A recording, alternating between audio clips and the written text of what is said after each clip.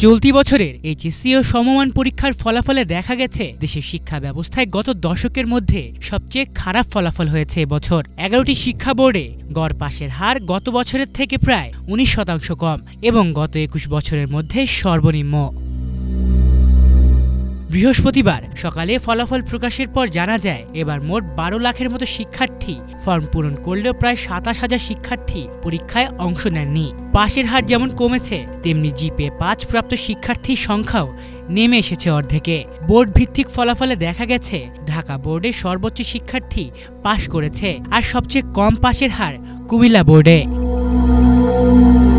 অন্যদিকে রাজশাহী, চট্টগ্রাম, বরিশাল সহ সব বোর্ডেই পাশের হারের এত বাজে অবস্থা। সাধারণত বোর্ডের বাইরে মাদ্রাসা বোর্ড এবং কারিগরি বোর্ডেও পাশের হার কমেছে। ফলাফল বিশ্লেষণে দেখা গেছে শিক্ষার্থীরা সবচেয়ে বেশি অকৃতকার্য হয়েছে ইংরেজি ও তথ্য যোগাযোগ প্রযুক্তি বিষয়ে।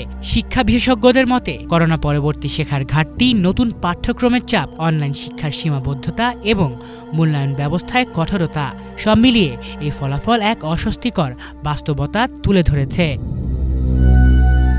বোর্ডের তথ্য অনুযায়ী এবার শতভাগ পাশ করা প্রতিষ্ঠানের সংখ্যা কমে দাঁড়িয়েছে 345টিতে, যা গত বছর ছিল 1388টি। বিপরীতে শূন্য পাশ করা প্রতিষ্ঠানের সংখ্যা বেড়ে হয়েছে 202টি, যা গত বছর ছিল মাত্র 65টি। শিক্ষাবিদদের মতে এটি শুধু ফলাফলের ধস নয়, বরং দেশের সামগ্রিক শিক্ষা কাঠামোর দুর্বলতার প্রতিফলন।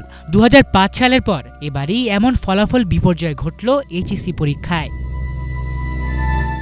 শিক্ষাবিদদের মতে শুধু শিক্ষাগত দুর্বলতা নয়, দেশের সাম্প্রতিক রাজনৈতিক অস্থিরতা, জুলাই বিপ্লবের উত্তাল সময় এবং সংকটকালীন পরিস্থিতিও এবছরের এইচএসসি ফলাফলে বড় প্রভাব ফেলেছে। জুলাই মাসে দেশ জুড়ে শিক্ষার্থী আন্দোলন, প্রশাসনিক টানাপোড়েন, নিরাপত্তা, উদ্বেগ ও দীর্ঘমেয়াদী অচলাবস্থার কারণে একাধিক বোর্ডের পরীক্ষা কার্যক্রম ব্যাহত হয়েছিল। আলিফ চৌধুরী, বাংলা ভিশন।